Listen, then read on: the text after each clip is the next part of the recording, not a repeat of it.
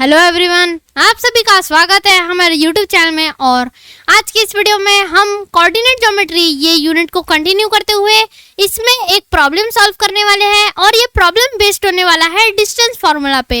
और आज ये हमारा कोऑर्डिनेट ज्योमेट्री का लेक्चर नंबर 4 है। तो चलो इस वीडियो को स्टार्ट करते हैं। तो आज हमें जो प्रॉब्लम सॉल्व करना है वो आपके सामने है। क्वेश्चन में लिखा है check whether 5 - 2 6 4 and 7 - 2 are the vertices of the isosceles triangle। तो यहाँ पे हमें क्वेश्चन में 3 पॉइंट्स के कोऑर्डिनेट्स दिए हैं और हमें यहाँ पे चेक करना है कि ये जो तीनों पॉइंट के कोऑर्डिनेट्स है वो एक आइसोसेलेस ट्रायंगल फॉर्म करते हैं कि नहीं। और हम ये प्रॉब्लम सॉल्व करने वाले हैं डिस्टेंस फार्मूला से। अब यहाँ पे आइसोसेलेस ट्रायंगल है तो सबसे पहले आपको पता होना चाहिए कि आइसोसेलेस ट्रायंगल क्या होता है। तो आइसोसेलेस ट्रायंगल एक ऐसा ट्रायंगल होता है जिसके कोई भी दो साइड्स और दो एंगल्स इक्वल होते हैं। मींस सपोज कर लो ये एक ट्रायंगल है, हमने इसको नेम दे दिया ए बी एंड सी। तो यहाँ पे हमने बोला कि आइसोसेलेस ट्रायंगल के कोई भी दो साइड्स और कोई भी दो एंगल्स इक्वल होते हैं। और अभी यहाँ पे हमको एंगल्स का तो कोई काम नहीं है, तो हमें यहाँ पे साइड्स का काम है। तो यहाँ पे अगर हमें ये प्रूफ करना है कि ये जो तीनों पॉइंट्स है वो एक आइसोसेलेस ट्रायंगल फॉर्म करते हैं, तो हमें ये तीनों साइड्स में से कोई भी दो साइड्स इक्वल चाहिए। या तो हमें AB = AC चाहिए, या तो हमें AB = BC चाहिए, या तो हमें BC = AC चाहिए। हमें कोई भी तीन में से कोई भी दो साइड्स इक्वल चाहिए। तो चलो इस प्रॉब्लम को स्टार्ट करते हैं। तो हम यहाँ सबसे पहले गिवन लिख लेंगे। गिवन में हमें दिया है, हम यहाँ पे ले लेंगे let A = 5 - 2, B = 6 4 and C = 7 and -2। तो फाइनली हमने ये कोऑर्डिनेट्स को ए बी सी से असाइन किया है। हमें यहाँ पे ये फाइंड आउट करना है कि ये तीन वर्टाइसेस एक आइसोसेलेस ट्रायंगल फॉर्म करते हैं कि नहीं। मतलब हमें ए बी का लेंथ निकालना पड़ेगा, हमें बी सी का लेंथ निकालना पड़ेगा और हमें ए सी का लेंथ निकालना पड़ेगा। और हमें ये चेक करना पड़ेगा कि तीनों लेंथ्स में से कोई भी दो लेंथ अगर सेम हो गई तो ये प्रूफ हो जाएगा कि ये जो तीन कोऑर्डिनेट्स है वो एक आइसोसेलेस ट्रायंगल के वर्टाइसेस है। तो चलो हम सबसे पहले फाइंड आउट करेंगे ए बी का लेंथ। सो हम लोग यहाँ लिखेंगे देयरफॉर बाय डिस्टेंस फार्मूला। सबसे पहले हम यहाँ फार्मूला लिख लेंगे। सो A B = √of x2 - x1 का whole square plus y2 - y1 का होल स्क्वायर। ये हो गया हमारा डिस्टेंस फार्मूला। अब चलो इसमें सारी वैल्यूज पुट करते हैं। तो यहाँ पे हमें ए बी का लेंथ फाइंड आउट करना है। मींस यहाँ पे ए के कोऑर्डिनेट्स हो गए x1 y1 और यहाँ पे बी के कोऑर्डिनेट्स हो गए x2 y2। तो चलो इसमें वैल्यूज पुट करते हैं। सो A B = √of x2 - x1, सो 6 - 5 का होल स्क्वायर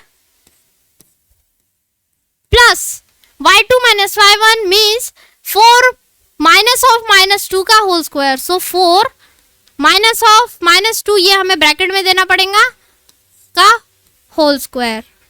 तो इसको आगे सॉल्व करेंगे तो ये हो जाएगा √of 6 - 5 मतलब 1 स्क्वायर प्लस 4 -2 मतलब माइनस ये प्लस हो जाएगा। सो 4 + 2 का होल स्क्वायर, 4 + 2 हो जाएगा 6 स्क्वायर। सो 1 स्क्वायर प्लस 6 स्क्वायर। सो ये हो जाएगा √of 1 स्क्वायर मतलब 1 और 6 स्क्वायर मतलब 36। सो 1 + 36 हो जाएगा √of 37। देखो ये और आगे सॉल्व हो सकता है कि नहीं? नहीं, और आगे सॉल्व नहीं हो सकता। सो देयरफॉर ये हमारा फाइनल लेंथ है ए बी के लिए। ये हमने फाइंड आउट कर लिया है ए बी का लेंथ। तो अब बढ़ते हैं बी सी की लेंथ की तरफ। बी सी का लेंथ फाइंड आउट करते हैं हम। तो हम यहाँ लिखेंगे नाउ बी सी = √of। तो यहाँ पे बी सी के लिए जो b के कोऑर्डिनेट्स हो गए वो हो गए x1 y1 और c के कोऑर्डिनेट्स हो गए x2 y2।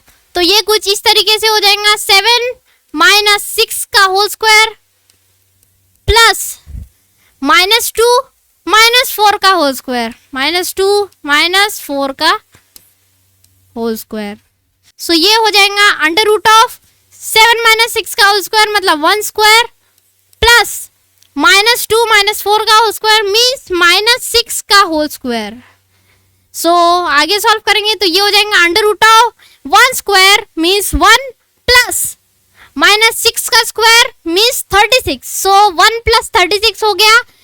सो यहाँ हम लिख लेंगे 1 plus 36, so under root of answer आया 37। तो देखो ये भी आगे सॉल्व नहीं हो सकता, मीन्स ये हमारा फाइनल लेंथ हो गया BC के लिए। So therefore BC is equals to also root 37। तो यहाँ पे हमने AB और BC का लेंथ फाइंड आउट कर लिया है, दोनों का लेंथ है रूट 37। तो चलो अब थर्ड साइड का लेंथ फाइंड आउट कर लेते हैं। तो यहीं पे देखो हमें हमारा आंसर मिल चुका है, फिर भी हम थर्ड साइड का लेंथ फाइंड आउट कर लेंगे, क्योंकि जो कंडीशन है वो सेटिस्फाई करने के लिए हमें थर्ड साइड का भी लेंथ फाइंड आउट करना पड़ेगा। फिर भी यहाँ पे हमें पहले से ही मिल चुका है AB is equals to BC, क्योंकि देखो दोनों साइड्स के लेंथ सेम हो चुके हैं। फिर भी हम थर्ड साइड फाइंड आउट करेंगे। सो यहाँ पे हम लिखेंगे now AC is equals to under root of, यहाँ पे AC के लिए A के कोऑर्डिनेट्स हो जाएंगे x1 y1 और C के कोऑर्डिनेट्स हो जाएंगे x2 y2। सो ये हो जाएगा 7 माइनस 5 का whole square plus -2 minus of -2 का whole square. So -2 minus of -2 का होल स्क्वायर, ये ऐसा हो जाएगा। सो इसे आगे सॉल्व करेंगे तो ये हो जाएगा under root of 7 minus 5 means 2 square plus -2 plus 2 square. तो यहाँ पे -2 प्लस 2 क्या हो जाएगा, -2 प्लस 2 0 हो जाएगा। तो 0 स्क्वायर होता है 0, तो बचा सिर्फ 2 square. So therefore under root of 4, क्योंकि सिर्फ 2 स्क्वायर बचा और 2 का स्क्वायर 4 होता है, और ये -2 प्लस 2 तो 0 हो गया। सो अंडर रूट ऑफ 4 हो जाएगा 2। सो देयरफॉर हमें हमारा AC का भी लेंथ फाइनल मिल चुका है, वो है 2। सो हम यहाँ पे लिख लेंगे therefore AC is equals to 2। यहाँ पे हमें तीनों साइड्स का लेंथ मिल चुका है, और हमने जो वीडियो के स्टार्टिंग में आपको जो कंडीशन बताई थी कि वो आइसोसेलेस ट्रायंगल तभी बनेंगे, तीनों जो कोऑर्डिनेट्स है वो एक आइसोसेलेस ट्रायंगल तभी फॉर्म करेंगे जब उनके तीनों साइड्स में से कोई 2 साइड इक्वल होंगे। तो यहाँ पे देखो AB, BC और AC, ये तीनों साइड्स में से AB और BC इक्वल है, मीन्स ये एक आइसोसेलेस ट्रायंगल फॉर्म करते हैं। ये जो तीनों कोऑर्डिनेट्स है मीन्स वो एक आइसोसेलेस ट्रायंगल के वर्टाइसेस है। तो देयरफॉर हम यहाँ पे लिख लेंगे, तो यहाँ पे हमने स्टेटमेंट में लिख दिया है since AB is equals to BC but BC is equals to not AC, so therefore A, B and C are the vertices of isosceles triangle। तो देखो यहाँ पे क्वेश्चन में हमें क्या प्रूफ करने के लिए बोला था, ये जो तीनों कोऑर्डिनेट्स है हमें ये प्रूफ करने को बोला था कि चेक करना है कि ये तीनों कोऑर्डिनेट्स एक आइसोसेलेस ट्रायंगल के वर्टाइसेस है या नहीं। तो हमने यहाँ पे ये प्रूफ कर दिया है। सो देयरफॉर ये जो तीनों पॉइंट्स है वो वर्टाइसेस है आइसोसेलेस ट्रायंगल के, और यही पे हमारा ये आज का जो प्रॉब्लम है वो कंप्लीट हो गया।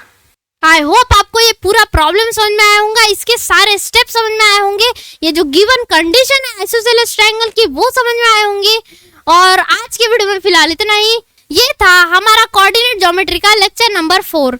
इसके प्रीवियस 3 लेक्चर्स में हमने जो भी प्रॉब्लम स्टडी किया है वो भी आपको स्टडी कर लेना चाहिए, और इसके आने वाले दिनों में हम इसके और भी नंबर ऑफ प्रॉब्लम स्टडी करेंगे ताकि इसकी अच्छी खासी प्रैक्टिस हो जाए।